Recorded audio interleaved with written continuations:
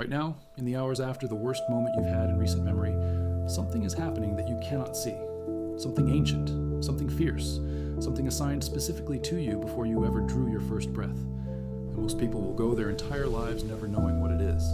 This isn't folklore. This isn't a feel-good church story designed to make you smile and go home comfortable. What I'm about to walk you through is one of the most tactically precise, operationally detailed realities described anywhere in the entire biblical record. And the reason it stays hidden, the reason it stays buried under Sunday morning smiles and casual Christianity, is because the moment you truly understand it, you will never look at a hard day, a sudden panic attack, an unexpected loss, a relationship that fell apart without reason, the same way again. So I need you to stay with me. Every word of this matters. Let me start with something real. Think about the last time you felt attacked. Not necessarily physically. I mean that moment when everything seemed to collapse at once. The financial pressure arrived the same week the relationship fractured. The health scare landed on the same day the opportunity disappeared. The depression hit the same season the community you trusted turned its back on you. You looked around and thought, why is all of this happening at the same time? You felt targeted. You felt like something was working against you. You weren't wrong. You just didn't have the full picture. Because here's what nobody told you. The attack you felt was real. The targeting was real.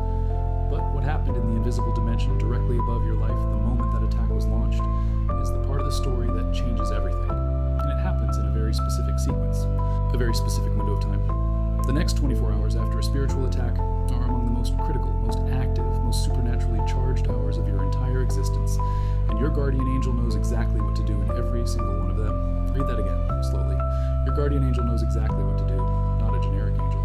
Not some distant cosmic force indifferent to your particular suffering.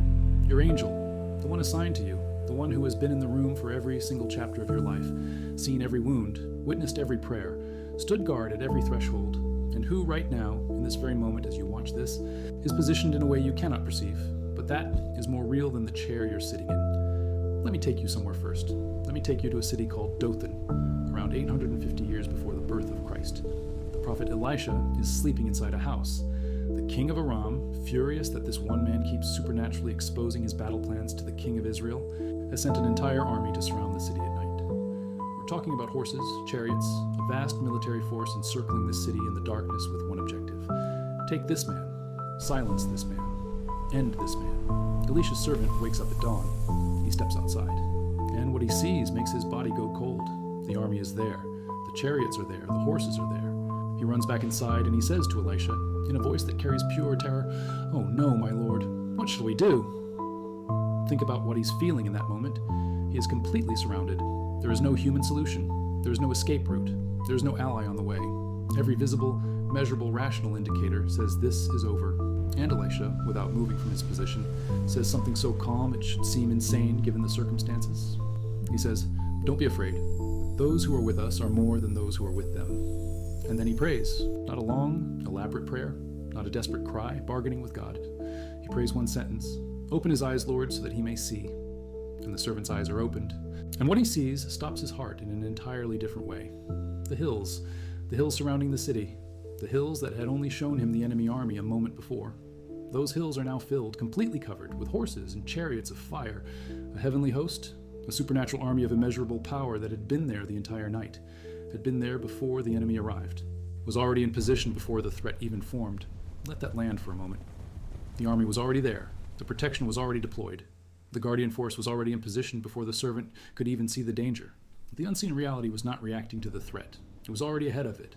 This is the mechanics of how your angel operates. And it is the foundation of everything I'm about to show you about the 24 hours after an attack. Now I need to walk you through something that most teachers skip. They quote that passage. They say, "Isn't that wonderful?" And they move on. But I want to dig into the actual operational theology here because this changes the way you understand every spiritual assault you've ever endured. The attack on Elisha didn't begin with the army surrounding the city. The attack began in the unseen realm. It began in the strategy sessions of darkness before a single chariot wheel turned toward Dothan. And what that means is that by the time the attack became visible in the physical world, the response in the spiritual world was already complete. The angels weren't scrambling. They were standing. They had been standing. They had been deployed, positioned, and assigned before Elisha's servant ever opened the door. This is what happens in the hours after you experience a spiritual attack. Your angel doesn't start moving after the assault hits. Your angel has been moving all along. What changes in the aftermath is the nature of So let's walk through this carefully. Let's walk through what actually happens in your unseen environment in the hours after darkness has targeted your life. In the immediate aftermath, within the first hour, your angel does something that will feel counterintuitive to you if you're in pain. It draws closer, not further, not dispatched to some distant front line while you're left alone to recover. Closer. The biblical record consistently shows that angelic presence intensifies at the moment of greatest human vulnerability. When Elijah, broken and suicidal, lay down under a juniper tree and said, "I have had enough, Lord, take my life," what happened? An angel touched him, not a vision, not a voice from the sky, a touch, physical enough to register on his exhausted body. And when Elijah didn't move, the angel came back a second time. He came back and touched him again and said, "Arise and eat, because the journey is too great for you." Think about what that means for your life right now. In the moments after the attack, when you're most depleted, when the spiritual assault has drained you to your absolute lowest register, the angel assigned to you moves into its closest operational proximity to your physical person. It is not repelled by your weariness. It is not retreating from your doubt. It is not put off by the fact that you're lying on the floor of your life having lost the fight, at least for this moment. It comes closer. And in that closeness, in that immediate post-attack period, it does something specific. It begins what I can only describe as a containment protocol. The attack that landed has done damage. Not necessarily physical damage, though sometimes it manifests that way, but spiritual damage, emotional damage, damage to your perception of what is true about God, about yourself, about your future. The enemy's goal in any spiritual attack is never just the immediate wound. The goal is always the infection that follows, the lie that seeps into the wound, the hopelessness that colonizes the space where faith used to live, the bitterness that hardens around the injury until it becomes an identity. That process, that infection, that is the real target, and your angel knows it. So in the first hours after an attack, your angel is actively working to limit the spread. Think of it like a spiritual containment field around the wound. The enemy wants that pain to become a doorway, wants that betrayal to become a permanent residence, wants that loss to reclassify your entire understanding of who God is and whether He can be trusted. And your angel, in alignment with heaven's purpose for your life, is fighting against that expansion, is holding the perimeter around your soul while you are too wounded to hold it yourself. This is why, and I want you to think about your own life as I say this, this is why there are moments in the aftermath of great pain where you feel an inexplicable steadiness that has no rational origin.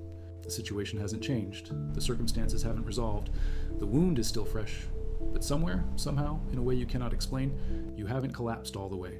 You are still breathing, you are still here. Something kept the absolute worst outcome from happening, and you don't know why. That wasn't luck. That wasn't your own resilience, though God honors that. Something was holding the line. Now, as we move into the next several hours, something else happens. Something that parallels one of the most dramatic passages in the entire Bible, the one recorded in the book of Daniel chapter 10. And this one is going to require you to sit with the full weight of what is being described. Because if you've ever prayed and felt like heaven wasn't listening, if you've ever cried out to God in the middle of an attack and heard nothing, felt nothing, received no visible response, then this passage is written specifically for you. Daniel has been fasting and praying for 3 full weeks, 21 days. He's mourning. He's in the aftermath of a spiritual and emotional assault, a period of grief and confusion about his people's fate so profound that he has stripped away every comfort and positioned himself in raw, extended prayer before God. And for 21 days, he hears nothing. No answer, no vision, no peace. Just silence pressing down on a man pouring himself out. And then an angel arrives. And this angel says to Daniel something that should shatter every theology that tells you silence from heaven means indifference from heaven. The angel says, "From the first day that you set your heart to understand and to humble yourself before your God, your words were heard." Read that again slowly. From the first day, from the very first prayer, from the very first cry for help. The words were heard, but then the angel explains what happened in between. He says, "The prince of the kingdom of Persia withstood me 21 days. He was delayed." An angelic messenger carrying the answer, carrying the response from God, was engaged in a battle in the heavenly realm that held him back for 3 weeks. And it wasn't until the archangel Michael came to assist that the breakthrough could happen, that the messenger could get through, that Daniel could finally receive what God had already dispatched from the moment the first prayer left his lips. Think about what that actually means. The answer was sent before you finished asking the question. The reinforcement was dispatched before the battle got worse. The help was already in motion before you even knew you needed it. But there is a space between the dispatch and the delivery where warfare happens, where the enemy fights not just you, but the very pipeline of blessing and response moving toward you. And that warfare is happening right now in the unseen hours after your attack. Not because God is slow, not because God is unsure, but because there is a real adversary operating in a real dimension who will contest every move heaven makes toward you. And in those hours, the delay is not abandonment. The silence is not rejection. Your name is still on the dispatch. The answer is still in motion. There's a battle between what was sent and where you are standing. I need you to hold that, because the number one casualty of spiritual attacks isn't faith. It's the patience that faith requires. It's the willingness to stay standing in the gap between the dispatch and the delivery. And your angel, in the 24 hours after the assault, is fighting in that gap, is actively clearing the corridor between heaven's response and your situation. Let me keep building this picture for you, because there are more mechanics here that the church rarely talks about. There's a dimension to angelic ministry in the aftermath of attack that has to do with something almost judicial, something administrative, something that feels cold when I describe it, but is actually one of the most fiercely loving things that happens on your behalf. Your angel records. Hebrews tells us that angels are ministering spirits sent to serve those who will inherit salvation. But throughout the biblical record, particularly in the books of Daniel and Revelation, we see angels in a recording function. We see the book of life, we see records being kept, we see a meticulous, divine accounting of human experience. And here's what that means for you in the aftermath of an attack. Every injustice done to you is being recorded. Every lie spoken over you is noted. Every false accusation, every betrayal, every wound inflicted by darkness against your life has been witnessed by a being who will never forget it and who operates within a system of divine justice that does not lose paperwork. The enemy can attack you, but it cannot attack you without consequence. And the witness standing in your room, in your life, beside your bed when you're too tired to pray, that witness is not neutral. That witness is assigned to you. That witness exists in service to the God who says, "Vengeance is mine, I will repay." And the record being kept in the 24 hours after your attack is the foundation of the repayment that is coming. Before I go further, I have to stop and ask something of you, not for my channel numbers, not for some metric on a dashboard somewhere. I'm asking you to hit that like button and subscribe to this channel right now, because there is someone watching this video in the middle of the worst 24 hours of their life. Someone whose angel is fighting for them right now in ways they cannot see. Someone who is one more silence, one more unanswered prayer, one more visible defeat away from giving up. And the only way this reaches them, the only way the algorithm puts this in front of the person who needs it most, is if you tell the system it matters. So be part of getting this to that person. Hit the button right now. Because this is not content, this is a lifeline, and your action sends it further. Now, let me take you into the second half of these 24 hours, because this is where the mechanics get personal in ways that should change the way you live every single day for the rest of your life. There is a passage in Psalm 91 that almost everyone has heard quoted at some point. It's one of the most referenced scriptures in the entire Bible when people speak about angelic protection. "For he shall give his angels charge over you, to keep you in all your ways. They shall bear you up in their hands, lest you dash your foot against a stone." But read the architecture of that psalm more carefully. Read what comes before that verse. "Surely he shall deliver you from the snare of the fowler and from the perilous pestilence. He shall cover you with his feathers, and under his wings you shall take refuge." And before that, "He who dwells in the secret place of the Most High shall abide under the shadow of the Almighty." There is a condition here, not a condition of merit, not a condition of perfection, not a condition that says only flawless people receive this protection, but a positional condition. The protection described in this psalm, the angels with their charge, the bearing up in their hands, the coverage from 1,000 falling around you, it flows from a specific position: the dwelling, the abiding, the staying close to the shadow of the Almighty. And this is where the 24 hours after an attack become the most critical crossroads of your spiritual life. Because here's what the enemy is doing in that window: not just attacking, repositioning. The attack was designed to move you, not necessarily to destroy you in a single blow, though sometimes that's the attempt, but to shift your position, to push you away from the shadow, to make you so angry, so hurt, so confused, so exhausted, that you back away from the very posture and the very proximity that makes the angelic protection fully operational in your life. The real warfare isn't the wound. The real warfare is the drift that follows the wound. Think about it this way. When you're in intense physical pain, you guard the injured part. You move differently. You avoid contact. You withdraw. And spiritual attacks are designed to trigger exactly that reflex in your soul. The betrayal makes you guard your trust. The loss makes you guard your hope. The unanswered prayer makes you guard your hunger for God. You start to move like a wounded person. And wounded people, people who are pulling back, people who are creating distance, are harder for angels to serve. Not because God stops caring, but because you've stepped back from the shadow where the protection is densest. And so, in the 24 hours after an attack, the most consequential thing happening in the unseen realm is not just the battle your angel is fighting on your behalf. It's the invitation being extended to you. Come back closer. Don't drift. Don't let the wound become the wall. Don't let the silence become the severance. Come back to the shadow. Because your angel, for all its power, for all its fire, for all its ancient and incomprehensible strength, your angel operates in the service of a relationship, not a system, not a formula, a relationship between you and the God who made you, who loves you with a love that sent his own son into the very battlefield where you are standing right now. And I have to be honest with you here. I have to say something that might be uncomfortable because I love you enough to say it. There are people watching this video who are genuinely curious about angels, genuinely interested in the unseen realm, genuinely fascinated by the mechanics of spiritual warfare. And they will walk away from this video with more information, more knowledge, more framework, and still be no safer than when they arrived. Because the angels are not the point. They were never the point. The angels serve the one who is the point. And if you are studying the servants while ignoring the king, you have missed the entire architecture of everything this video has been showing you. The army of fiery chariots on the hills around Elisha wasn't there because Elisha had learned the right incantations or developed the right spiritual techniques. It was there because Elisha walked with God. Because the man had a relationship with the living God so real, so daily, so intimate, that when his servant panicked, he didn't panic because he knew where his confidence lived. He knew whose army was on those hills. The angel who came to Daniel didn't come because Daniel had figured out the right way to fast. He came because from the first day, Daniel set his heart to understand God's will and humbled himself before God, heaven mobilized. It was the posture of the heart that activated the mission.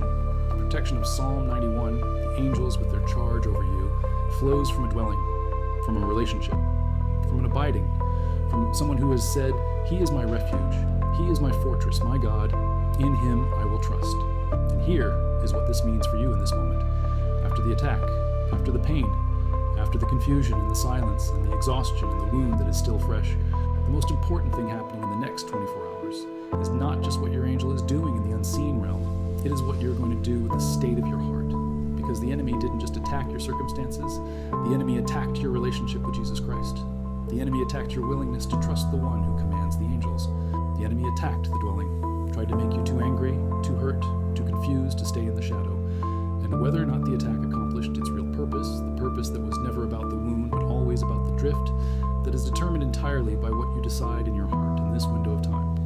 I need you to hear me on this. I need you to let this go as deep as it will go. There is no attack that God did not see coming. There is no wound in your life that surprised the one who holds your name in his hands. There is no enemy strategy that outran the omniscience of the God who sits enthroned above every power, every principality, every force of darkness that has ever moved against you. The attack happened. The pain is real. The wound is real. But you are not alone in it, and you have never, not for a single second of your life, been unprotected by a force so massive, so ancient, so fierce, so personally assigned to your specific soul, that the only honest response to understanding it is to fall on your face and say, "I don't deserve this kind of love, but I receive it." And that brings me to the most important thing I'm going to say in this entire video. More important than the mechanics of angelic ministry, more important than the tactical theology of spiritual warfare, more important than everything I've built in the last several minutes of this conversation. There is a door. Jesus Christ said, "I am the door. If anyone enters by me, he will be saved, and will go in and out and find pasture." He said, "I am the way, the truth, and the life. No one comes to the Father except through me." He said, "Come to me, all you who are weary and burdened, and I will give you rest." You are weary. You watch this video because you're weary, because something has been hitting you and you needed to understand what is happening in the unseen realm around your life. And I've tried to show you that you are not alone, that the protection is real, that the angel is real, that the army on the hills has always been there even when you couldn't see it. But I have to tell you the truth with everything in me. The angels minister to those who will inherit salvation. And salvation is not a doctrine. It is not a tradition. It is not a church membership or a moral code or a careful religious posture designed to keep you out of trouble. Salvation is a person, and that person's name is Jesus Christ, the Son of the living God, who left the very heaven where the angels bow before him, who stepped into time and into flesh and into the same kind of suffering you are enduring, who was betrayed by the people he loved, who was abandoned at the moment of his greatest need, who cried out from a cross and felt the silence of heaven pressing down on him, felt the weight of every attack of darkness that had ever been or ever would be launched against every human soul who would ever live. He felt every attack. He took the full force of the war against you, and he died under it, and he was buried. And on the third day, he rose from that grave because death could not hold the Son of God and darkness could not win against the light of the world. And because he rose, the dispatch was sent. Because he rose, the corridor between heaven and your life is open. Because he rose, When you cry out in the aftermath of an attack, you are not crying into indifferent silence.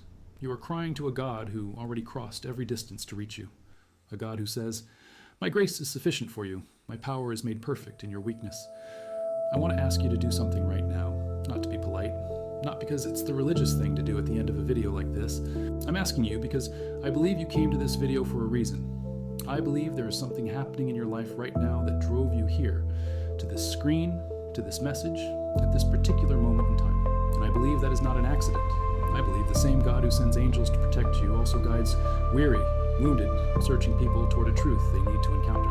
So right now in the comments below this video, I want you to type something. If you have never surrendered your life to Jesus Christ, if you have been carrying the weight of your life on your own, if you have been trying to navigate the spiritual warfare without the one who commands the armies, I want you to type these words. I accept Jesus Christ as my Lord and Savior. Type it out right now in the comments as a public declaration, as a moment that is recorded not just on this platform, but in the books that matter far beyond any algorithm. If you already know Jesus, if you walked into this video as someone who belongs to Him, I want you to type, I am protected and I trust Him. Because someone else needs to see that declaration.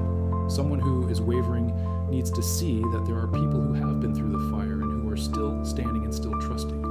This declaration you type, it's not magic words. Salvation is not accomplished by a comment on a YouTube video, but it is a step. It is a movement toward the door. And the God who sees the step, the God who honors the turning of the heart toward Him, He is faithful to meet you in it. He will not let the sincerity of your heart go unrecognized. He sees you. He has always seen you. And He has been waiting with a patience that surpasses all understanding for exactly this moment. In the 24 hours after a spiritual attack, your angel is fighting. The corridor is being cleared. The record is being kept. The containment is holding. The army is on the hills.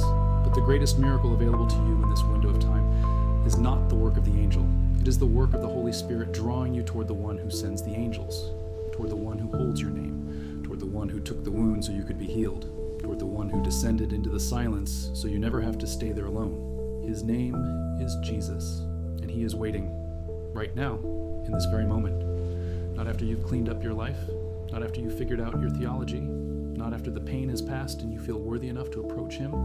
Right now, in the middle of it, in the mess of it, in the raw, exhausted, wounded aftermath of everything that has hit you. Come, the door is open, the army is on the hills, and the one who commands it all is calling your name.